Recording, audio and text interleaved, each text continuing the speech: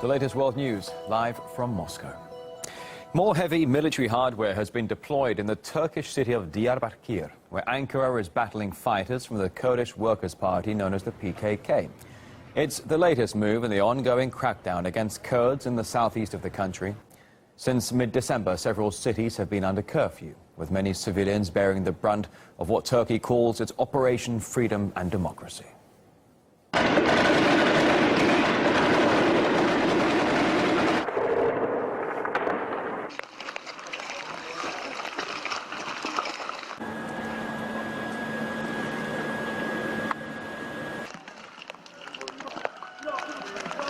A reported 100,000 people have been displaced due to Ankara's military operation. And according to authorities in the southeast of Turkey, over 10,000 businesses have been closed amid the crackdown, leaving thousands of people without work. It was about 3:30 at night.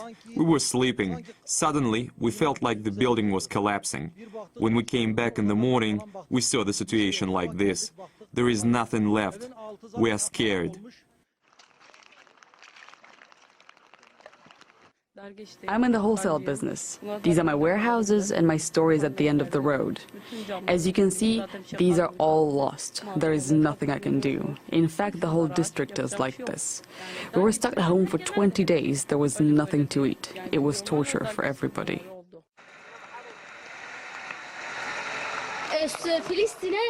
They wreck the house and say terrorists have done this. How can terrorists do this? Do terrorists have armored vehicles or mortars?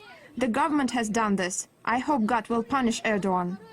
Well, the Turkish Prime Minister says that those in need of help will receive aid as the government continues its military offensive. We do not abandon our citizens. Anyone forced to relocate due to terrorism can apply to the Governor's Office for assistance. History professor Ronald Sunni says Ankara is doing very little to help the Kurds because at the end of the day, it's at war with the Kurds. In fact, there's a kind of open war in certain cities, Cizre, for instance, part of Diyarbakir, that's going on right now. The government of Turkey has surrounded some areas with tanks. There are reports that there are snipers on roofs. If people go out after curfew, they can be shot. Many have been. That region of the southeast is now having trouble supporting itself. People are out of work.